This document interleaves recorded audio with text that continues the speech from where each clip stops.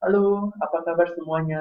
My name is Vincent, and now I'm going to talk about installation for IPython Notebook. So remember last time I asked you if you have downloaded and installed from here, and if you have already installed the Anacondas and into your desired location, then this is what you can get. So you can get this folder at your desired locations. And after you have found this Anaconda folder, one thing that you are able to see is that there are many tools and many configurations that have been automatically configured for you. So this one you don't need to handle anymore. So basically what they do is that they handle your Python environment, they handle your libraries, so including all the different libraries that are useful for data analytics. In this case, we are going to use the pandas and matplotlib libraries. But if you don't have any much knowledge about this, don't worry about it. We're going to talk about it step by step. And feel free to just discuss and post questions at YouTube comments whenever that you find it necessary. Then we can try to discuss. It's a two-way discussion. Alright? So moving on is that the things that I want you to see is that the scripts folder. Double click on it. And you can go to J, so Jupyter Notebook.exe, and you can double click on it. So basically it has comment on it. Don't worry about it. But since I already have mine open already, this is what you will get. So you will get this sector that you are saying that it's running at localhost 888. So the next time if you want to access this, by right it should open the browser automatically for you. But if it doesn't or you close it accidentally, don't worry. You can just open browser, open new tab, and just localhost 8888, and then click enter, and then it will bring you to a directory. Alright. Notice here that there's a lot of things here. So what is this directory about? So if you pay attention, the directory is actually at the scripts itself. So if you see there's a Python notebook folder here that created, it's already here. And then there is 223 script.py is here. So basically it gets all the different kind, different accent, and different kind of folders that you put inside these ANACONDA scripts. But for this sake, maybe what you can do is that you can upload new folder, and then you can for simplicity's sake, you can rename it. So click on the untitled folder, the right side, and then rename it. So you can rename it as tutorial. You just follow along with this tutorial. And basically, if you open the scripts, you can see there's a tutorial folder, and then it's empty. So this is our playground. Basically, what it does is that all our coding information, including the data set, including the codings, can be just posted there. Which is why that it might be better to do it as a D drive because it's a hard disk drive. So it doesn't interrupt with how your C drive, which is the short-term storage memory. So you can go to the long-term storage memory, and then it has more space that you can use to host large file data sets. Alright. So click on tutorial, and then it's empty, right? Alright, if it's empty, then what you can do is that you can new, and then you should be able to see pattern 2 here to make your first notebook. So there's an untitled here, so I change it to first notebook. Okay. So basically what it does here is that it actually gives you a very nice environment, or so-called IDE.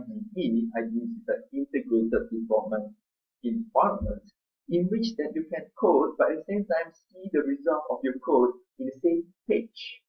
And you can document it very nicely. And yeah, I'm going to show you how it works. So just, for example, 1 plus 1 equals to 2. Right, so I can see 2 here. Alright, so what I did again, 1 plus 1, and then I click Ctrl Enter. And then you should be able to find this result. But if you don't know how it works, there's actually a comment here that if you click on cell, then it's run cells. So you can click on it, it does the same thing. And basically there's a number here from 1 to 2, and if I click Ctrl Enter again, it becomes 3. So basically it's just like a counter, like how many times have I run this kernel and the other kernels, whatever. Alright? But the power is actually the fact that you are able to make many types of this. So you can actually create the chunks. This one chunk, you can create another chunk. So what you can do is that run cells and insert below, and then you type another comment like 32 plus 1. And now, if I want to revisit the data that revisit 1 plus 1, I can just see directly, and 32 plus 1 is 33. So these two results is actually stored within one department, which is this one page. Okay. All right. So now I'm going to then another one is that you can actually store it inside variable. So a equals to 1 plus 1. So I do shift and control enter. So control enter is basically the shortcut for run cells. Alright. Then as you can see, there's no result here. Why? It's because a is a variable and a already stored 1 plus 1. So I don't see the point of like printing it out there. So that's the computer way of saying that your data has been stored in A and it's not printed out. So how do I print it out? Well, it's very simple. There are two ways. So one way of doing that is just by picking A here and then run it again, so you find 2. Alright? The other way is that you can just run it here, so A here, and then control enter. Alright, so now you can see that the output is 2. So basically the data that is stored here can be accessed anywhere below. And you can make the same thing. Okay, I'll just be quite fast. I'll just shift enter. So shift enter is just 1, and at the same time make another one below. Okay, move on to the lower cells. Yeah? And I can make something like this. B equals to 5. And then I can run it again. A plus B equals to 7. So the power is that I can see what A, A is 2, but B is 5, so A plus B is 7, and everything makes sense, so you can see the trail, right? So basically that's all about the first notebook. In the next session, if you want to start off this tutorial, and then you want to start off with the GitHub that I made, which is this one. So you can find this link. You can find this link in the description and the YouTube, or you can just refer to my presentation that talks about this playlist. So you can talk about, so you can access this, and then this is basically at the notebook, and then those are the cells and the comments that I run. And what you can do is that there should be a download file here. So this is my own, so I couldn't really see. But if you find download, then you can just download it. And what you can do is that go to your tutorial folder and then put the IPython here.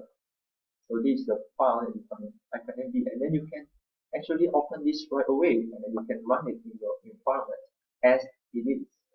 So follow along with me for the next few videos, and please always leave a comment if you get stuck or if there's anything that I should elaborate. And let's all learn together. With that, I'd like to say thank you and bye bye. Sampai jumpa di pelajaran selanjutnya. In the next lesson, see you.